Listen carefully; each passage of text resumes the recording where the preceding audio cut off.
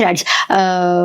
ადრეულ ასაკში ამას ბავშვს ვერ შევთავაზებთ ეს საკმაოდ ისეთია მშობელსაც კარგად უნდა კონდეს გააზრებული ამის მნიშვნელობა და არსი და პარალელურად შემდგომ მივაწოდოთ ეს ბავშვს ცოტა უფრო მოსჯილ ასაკში ძალიან კარგი ფორმებია სუნ თქვა ახლა ეს ასეწყო ფუნქციაა ჩვენი და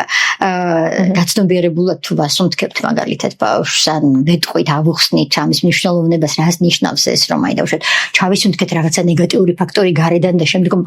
გავჩერდით რაღაც დოზით ამ გაჩერების პროცესში გადავამუშავეთ ასე ვთქვათ ეს და შემდგომ ამოვისუნთქეთ ანუ გაუშვით აი ძალიან მარტივ დონეზე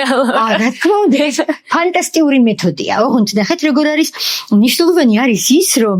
ამას აი ცნობიერად აკეთებთ ეს ადამიანი ჩვენ ხო მექანიკურად ვსუნთქებთ ჩვენ ხო არასოდეს არ ვფიქრობთ იმაზე ხარ გავაკეთეთ ხარ როგორ ვისუნთქეთ რამდენ შემდგომ აი სუნთქვის რიტმები რაც ძალიან ასე მნიშვნელოვანია ფიზიოლოგიური რიტმი და უშუალოდ რამდენია აი ბუნებრივად რამდენზე ჩავისუნთქებთ რამდენზე ვჩერდებით რამდენზე ამოვისუნთქებთ აი ეს თვლით რა შეგვიძლია ანუ ესე იგი აქაც ვაკვირდებით იმას რომ ჩასუნთქვის პროცესში ანუ მიღებისთვის რამდენი დრო გჭირდება ობიექტურად გადამუშავებისთვის რამდენი გჭირდება და ამოსუნთქვისთვის რამდენი ესეც არაცნობიერად ხდება და არის ისეთი რეგულაციის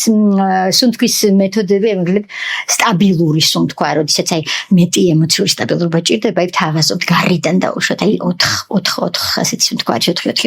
როდესაც აი ყველა დონეზე დავარეგულიროთ ჩვენი ჩასუნთქვა-ამოსუნთქვის ციკლი ასე ვთქვათ. უბრალოდ აი